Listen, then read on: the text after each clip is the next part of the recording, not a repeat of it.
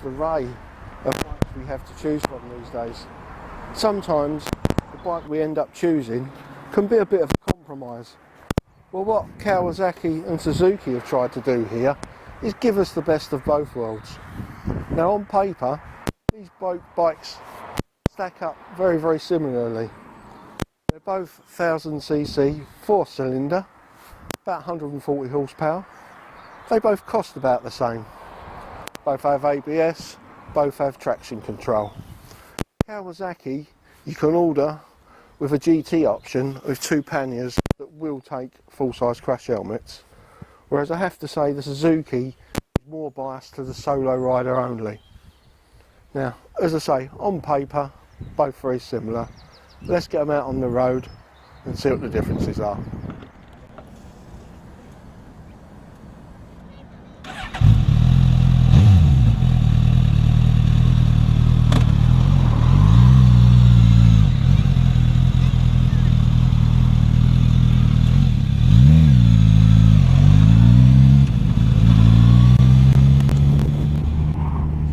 So, the GSXS 1000F.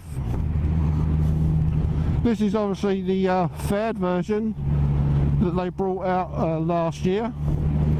Weighs a little bit more than the naked bike, although you wouldn't really know it.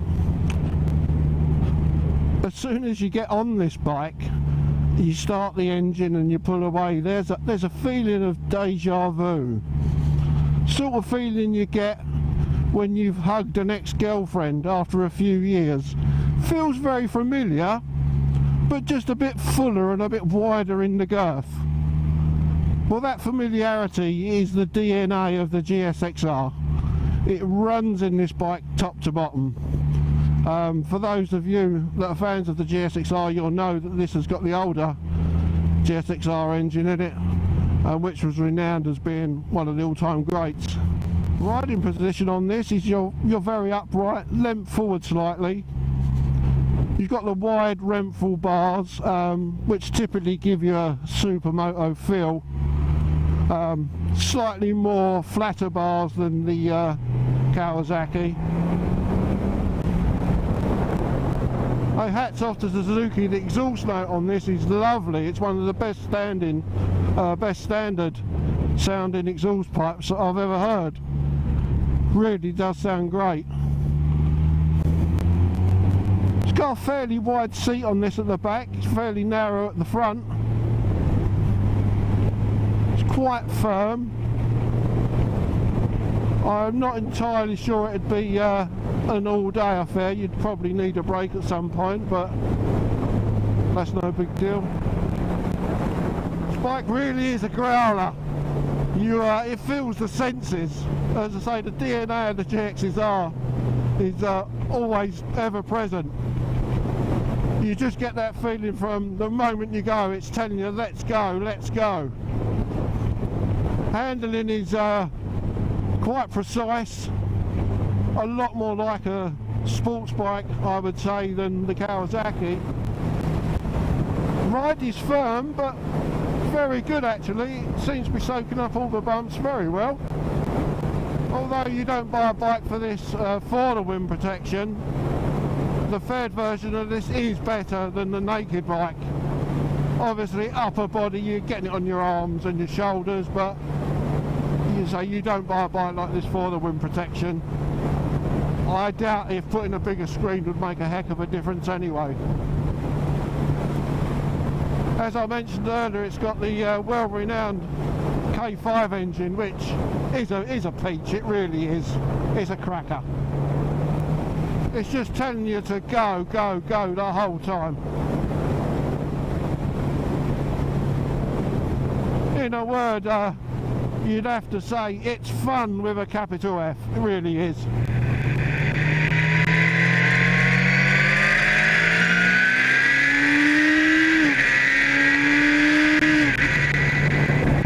Brakes on it are very good indeed. I wouldn't say the front's quite as sharp as the Kawasaki, but that's possibly no bad thing because the forks on this do tend to dive just a touch more, although maybe playing with the settings would cure that little thing. Dashboard on these, you can see the speedo very clearly. It's got quite a lot of functions on there as well, but which is the case with a lot of these modern bikes. I do have to say, these digital dashes, it is very busy down there. Once you've got used to it, it'll be fine, but then that's the modern world. I think they call it hip or funky, don't they?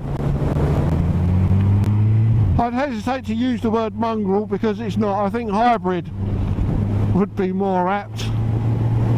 Suzuki tell me that they built this bike predominantly for its band of loyal GSXR owners that have perhaps got a little bit long in the tooth for the sports bike riding position. And I have to say, they've really blended the mix between the sports and an upright bike extremely well.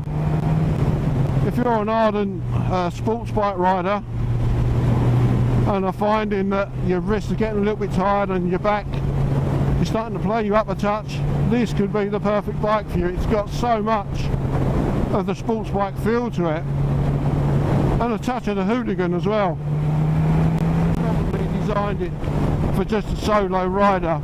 There's provision for a pillion, but there is no provision for panniers or so forth. So if you was looking to go touring on it, you'd be looking at other options. An observation I'd make about this bike, it's not a criticism because the bike's not really intended for it. If you did plan on going on touring quite a lot, this probably wouldn't be the one. Whilst it is massive fun to ride, I do get the feeling sitting at the smashed national speed limit for a long period of time would be somewhat tiring. Handling on this is fantastic.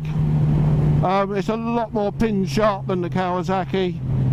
Once again, the DNA of the GSXR is ever present. It's just saying to you, let's go, let's go, let's go. I'll show you some parallels with this bike.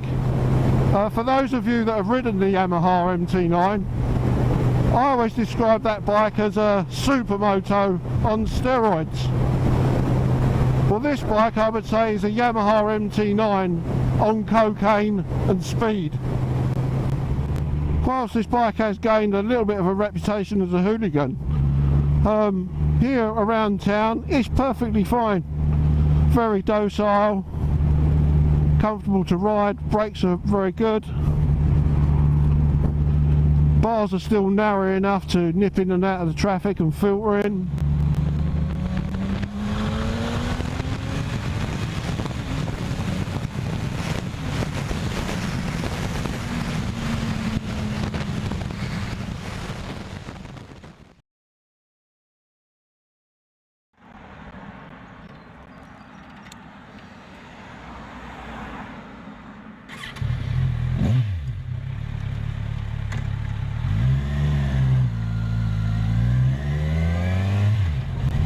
Kawasaki Z1000SX. This has been around for a few seasons now.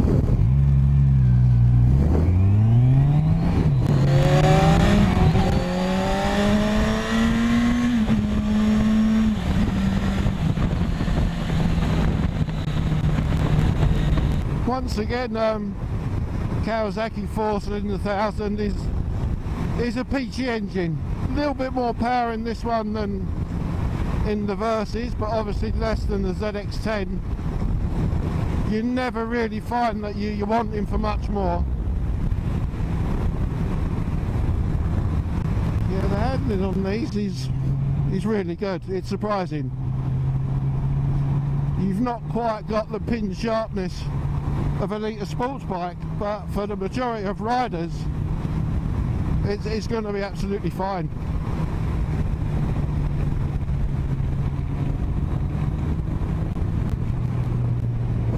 Brakes are nice and sharp. If I was being particularly critical, I'd say the back brake could be a touch sharper, but that is being very, very critical.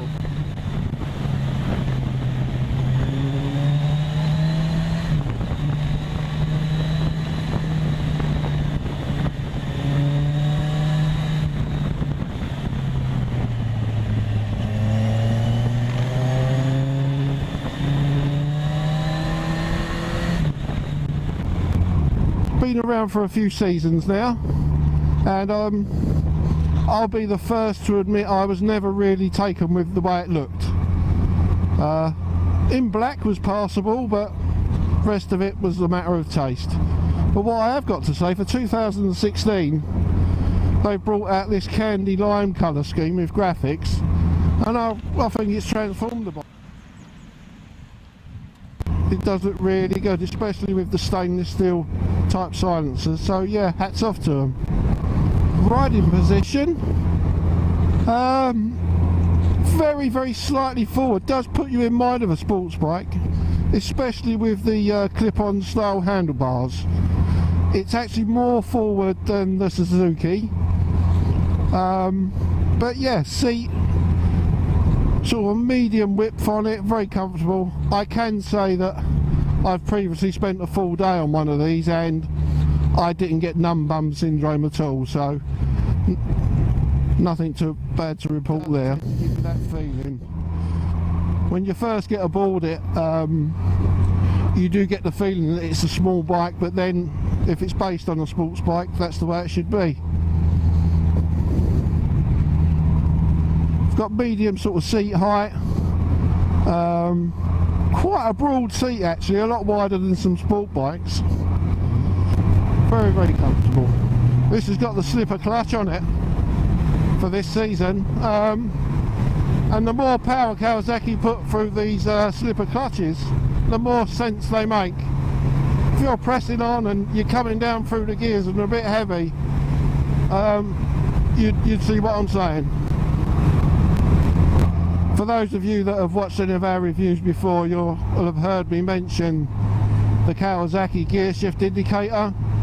Well, unless I've ridden a batch of bad bikes, I have to say it's about as much use as a chocolate teapot.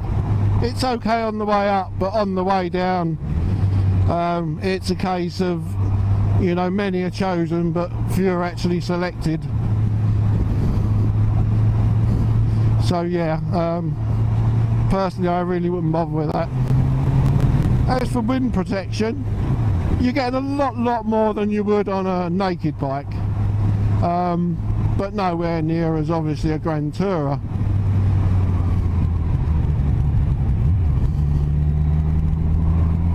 I'm not sure if I would put a bigger screen on one of these. I really don't know how much effect it would have. The more time you spend on one of these, the more you can't help but realise why it is Kawasaki's best-selling bike. The reasons are all there. There's so little to dislike. For an all-rounder, you have to say they've done a very, very good job.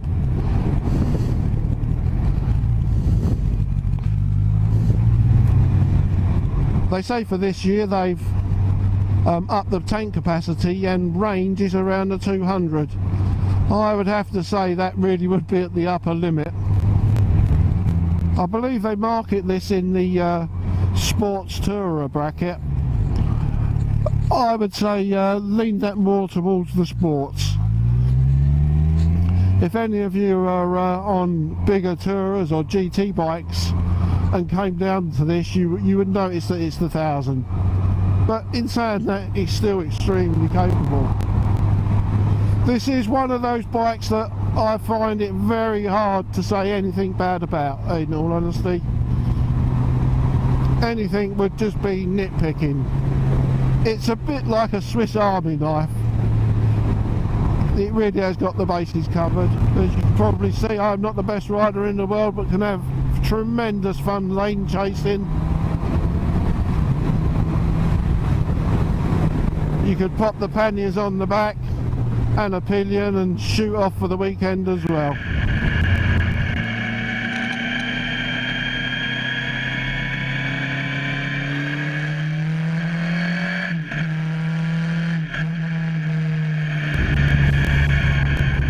To make an analogy about this bike, for those of you that remember the old Honda CBR 600F, to this day it's still widely acclaimed as the best all-rounder ever built. Well, all I can say there is the king is dead. Long live the king. So there you have them, the Z Z1000SX and the GSXS 1000F. On paper, both very similar bikes, but in reality quite different. Now, how would you choose between them? Well, what I would say is, if you want 11/10 of the fun, but 9/10 of the practicality, Suzuki might be your bike. On the other hand, if you want 11/10 of the practicality and 9/10 of the fun, might be the Kawasaki. But whichever you choose, they are both great bikes. Thanks for watching, have fun, and let's be careful out there.